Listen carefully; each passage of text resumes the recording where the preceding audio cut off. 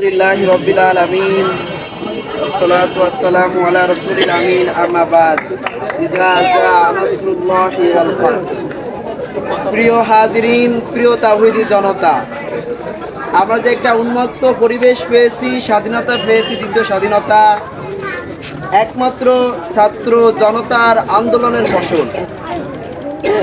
আমরা দেখেছি খুনি হাসিনা সরকারের নির্যাতন। খুনি হাসিনা সরকার এমন একটা খুনি, এতটা মাস্টার মাইন্ড, সে কি না করেছে। সে হেফাজতের একটা আন্দোলন, সাধারণ একটা আন্দোলনকে দমিয়ে দেওয়ার জন্য বিল্ডিংকে মাটির সাথে গড়িয়ে দিয়ে মানুষকে হত্যা করে হেফাজতের আন্দোলনকে ওই রেখায় গিয়ে দিয়েছে এই খুনি হাসিনা সরকার। শত শত আলেম, শত শত মানুষকে হত্যা করেছে এই খুনি হাসিনা সরকার। আমরা দেখতে পেয়েছি 14ই আগস্ট যে আল্লামা সাঈদী রহমতুল্লাহ আজকের যে আলোচনা সভা, তাকে হত্যা করার প্ল্যান স্বরূপ 13ই আগস্ট থেকে বাংলাদেশ জামাত ইসলামীর নেতাকর্মীদেরকে গ্রেপ্তার করে তারা বুঝিয়ে দিয়েছেন যে সেদিনকে পরিকল্পিতভাবে আল্লামা সাঈদীকে তারা হত্যা করতে চায়।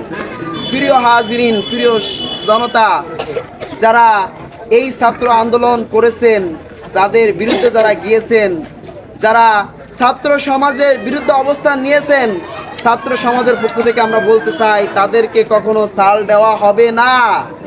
যারা ছাত্রদের রক্ত নিয়ে হোলি খেলা খেলেছে, তাদের কখনো ছাড় দেওয়া হবে না।